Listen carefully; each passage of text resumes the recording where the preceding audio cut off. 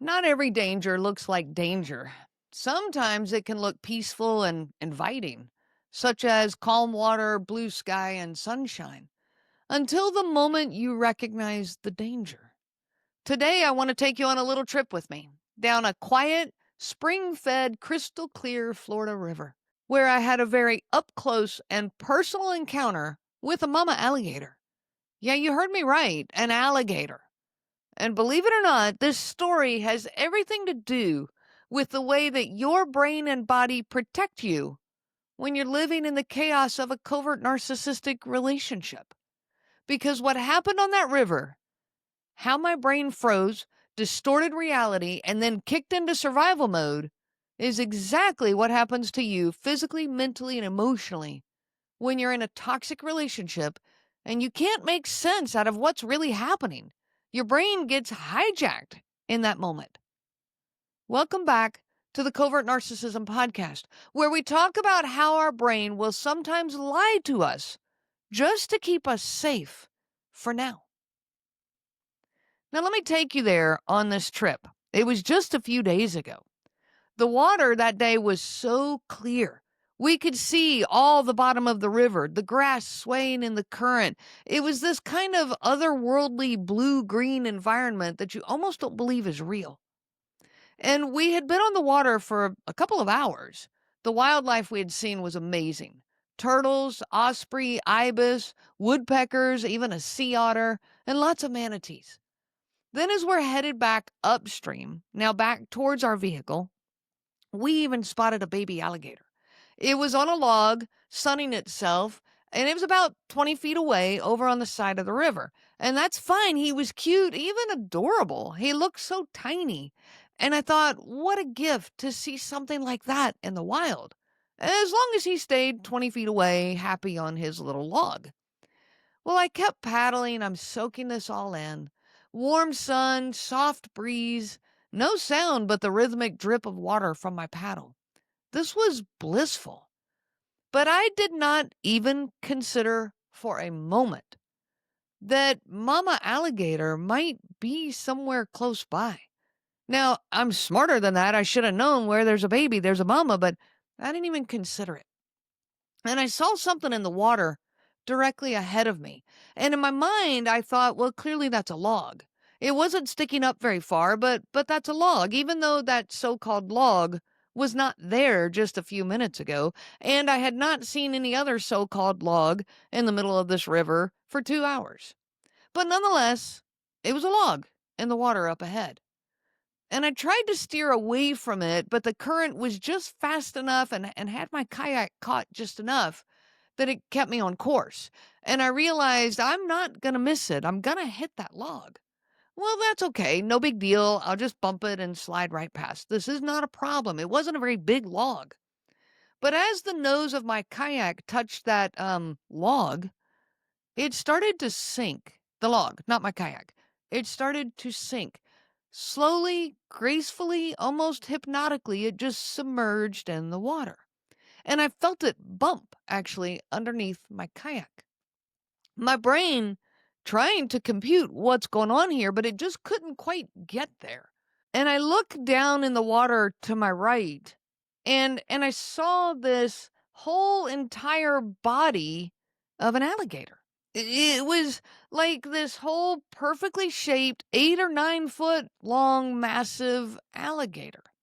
But I still couldn't compute. My brain wasn't working because the moment I should have recognized danger, my system froze in this weird, eerie calm. And I remember it so well. In that calm, my mind said, I didn't know alligators could shed their skin like that. Here was this perfectly formed alligator skin, like from the nose all the way to the tip of the tail, even the claws, like I saw all the detail.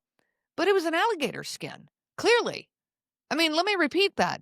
I was literally on top of a giant mama alligator, and my brain decided that it was a biology experiment? I mean, think about that. That water was so crystal clear, and I could see all the details of that alligator. I remember that moment so vividly. Here I was staring straight at a massive alligator. But the thought The only thought that was in my mind was, wow, that's so cool. I've never seen a more perfect alligator skin. Well, meanwhile, my body had already made the decision that my mind would not make. And I was already paddling like my life depended on it, and honestly, maybe it did. But my mind couldn't catch up with what my body already knew. That bizarre split where your body reacts before your mind understands is one of the most powerful survival mechanisms that we have. It's called dissociation. And it happens when your brain is faced with something that feels too overwhelming, too terrifying, basically too much to fully process. Think of your brain as having a built in circuit breaker. When a surge of danger floods the system, it flips the switch to protect you from overload. I know that alligators don't shed their skin. I am well aware of this. But in that moment, that thought was incredibly real. Well, here's what was happening behind the scenes inside my own head. Your brain has multiple parts, and we're going to discuss the two main parts involved here. The prefrontal cortex, which is your rational space, the logical planning brain, and the brainstem, which is your survival autopilot. It's got the amygdala in it, the hippocampus in it. When things are calm, these systems work together beautifully. You can think, feel, and act in harmony. But when danger hits, whether physical, emotional, mental, psychological, your brain does not hold a team meeting. It doesn't gather all the parts together and says, hey, let's have a conference and work as a group. No, it pulls rank. The prefrontal cortex, that part that says, let's calmly evaluate the situation, let's sit here and discuss it, that part gets shut down. It gets muted and turned off. But the brainstem, that part jumps in and says, we're not talking about this, we're running. That's why your logical thoughts disappear in those moments of threat. You're not broken, you're actually efficient in removing yourself from danger. Your brain literally reroutes energy from logic to survival. Blood flow moves away from the frontal lobe of your brain and straight to your muscles. Your vision narrows, your hearing shifts, your digestion pauses, your heart rate skyrockets, your lungs fill up with huge capacity. When you are in a fight or flight response, I'm going to tell you the feelings that are going on inside your body, they don't feel good. Well, they're not supposed to. If they were the feel-good chemicals inside of you, you might stop and take a picture. You know, if I'm in the wilderness when a bear comes across my path, if that fight or flight response felt good, then I might stop and try to, talk to the bear or at least get a picture with it. I might have tried to grab my camera and taken a picture of the alligator. No, these chemicals feel bad, but they're supposed to feel bad because they want action and they want it now. Every part of you is suddenly focused on one thing: survival. Your system's number one job is to survive. Everything else is secondary. But here's the thing. Sometimes you can't run. The bear in the wilderness, maybe the best answer is to run.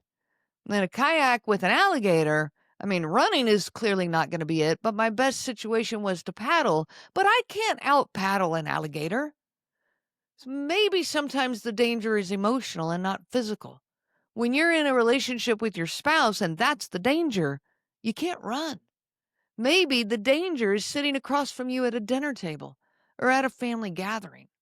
When you can't physically escape, your brain finds another way to protect you. It distorts your reality. That's dissociation. It can look like numbness, feeling detached from your body, like an out-of-body experience, time slowing down, or in my case, thinking that alligator was a piece of floating skin. It's your brain saying, if you can't escape physically, I'll protect you emotionally and mentally. If you've ever lived with a covert narcissist, and many of you I know have, you have felt this. The subtle insults, the quiet withdrawals of affection, the gaslighting, the I never said that or you're overreacting. And at first, your brain tries to make sense out of it logically. Maybe he's distressed. Maybe I misunderstood. She had a rough childhood. But the danger isn't logical, it's emotional, it's relational, it's deep and subtle and chronic. So when logic fails, and it will, your brain switches to survival. It detaches, it numbs, it turns the emotional alligator into a harmless log.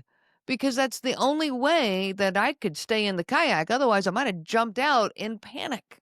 You start telling yourself stories in order to survive. He doesn't mean to hurt me. I can fix this if I try harder. It's not abuse. I would know if it was abuse. You see, these excuses, reasons, justifications, they keep you from jumping out of the marriage in panic. They're not lies. You're not lying to yourself, and you're not weak for having these thoughts. They're coping mechanisms. Me believing that that alligator was just the alligator skin was a coping mechanism in the moment. It's your mind's way of keeping you functional in an unsafe environment. Now, here's the neuroscience. When a person experiences trauma, especially chronic relational trauma, the amygdala, which is your fear center, becomes overactive. It sounds the alarm quickly, even for subtle threats. The hippocampus, which holds memory and time, gets disrupted. So you start losing track of when things happened or how bad they were. Memories get a little bit warped.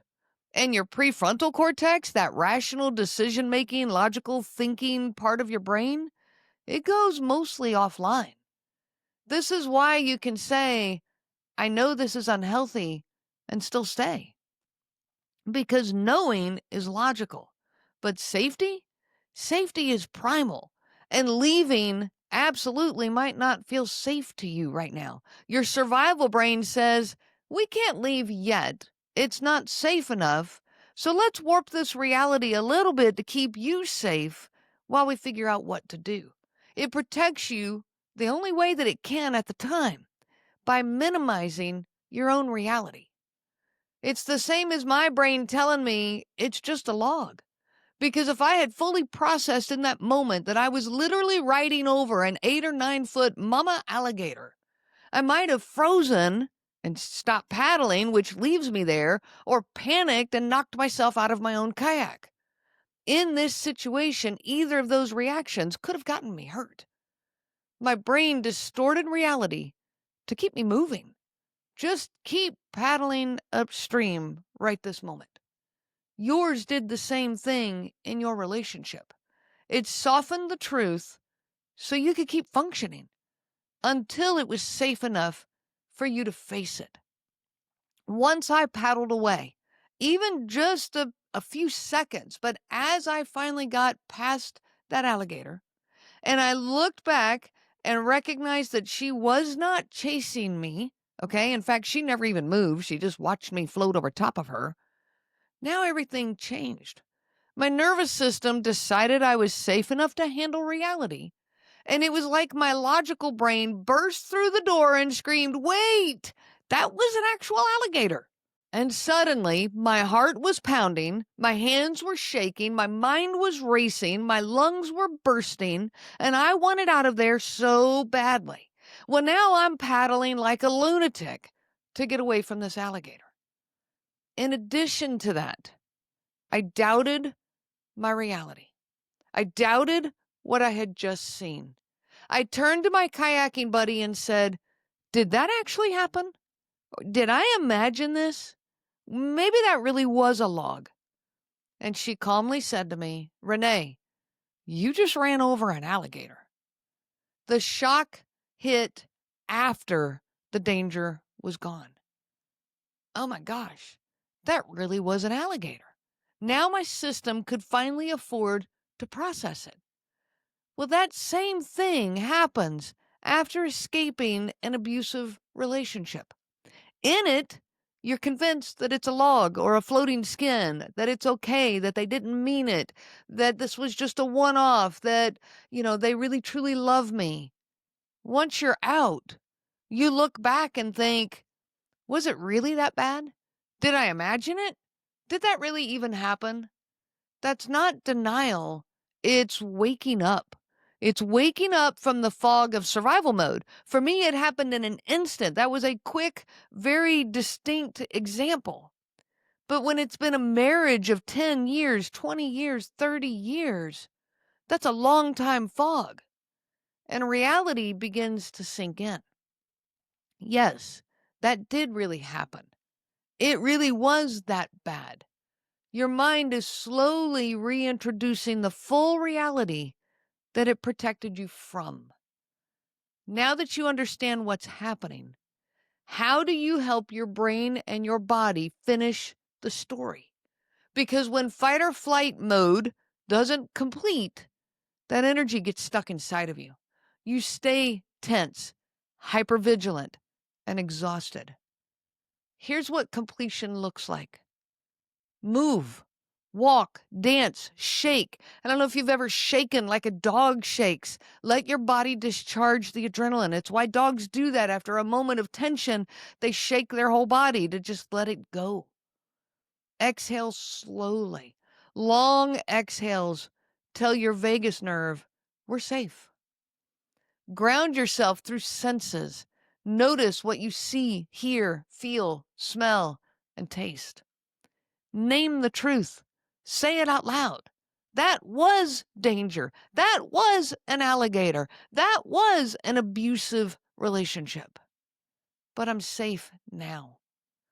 And connect. Talk to people, your support group, hug them, laugh with them. Co-regulation calms your nervous system faster than isolation. You might need to isolate some, but you also need those safe people in your life. Not a bunch of them, just a few. These are the signals that your survival brain needs in order to stand down and relax. Now, I can laugh about what happened just a few days ago now. This bizarre, I didn't know alligators shed their skin moment because my body has finished the cycle. But at the time, that moment of distorted perception saved me. And here's what I want you to hear. If you've ever thought, why didn't I see it sooner? Why did I stay? Why did I freeze? Why did I fawn? It's because your brain was saving your life. I could look at my alligator story and tell myself, how stupid can I be? I actually believed for a moment that alligators could shed their skin and even do it with the skin staying completely and perfectly intact. But instead of shaming myself for that ridiculous thought, I want to thank my system for protecting me, for keeping me calm in such a strangely dangerous situation.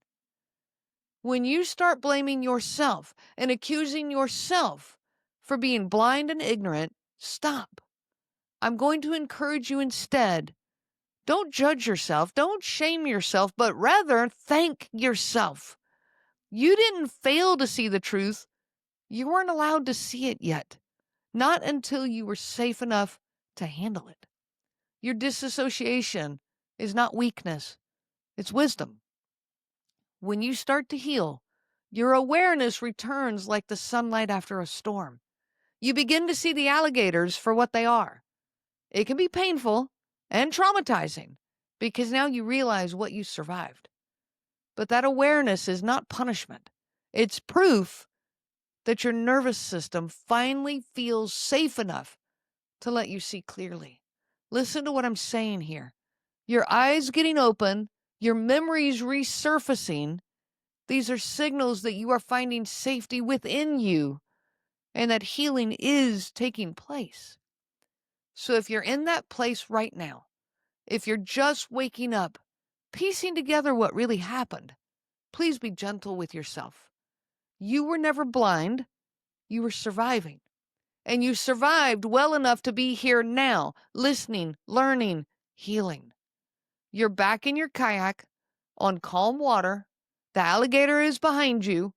And this time, you can laugh. You can breathe. You can paddle forward with your eyes open and your heart awake.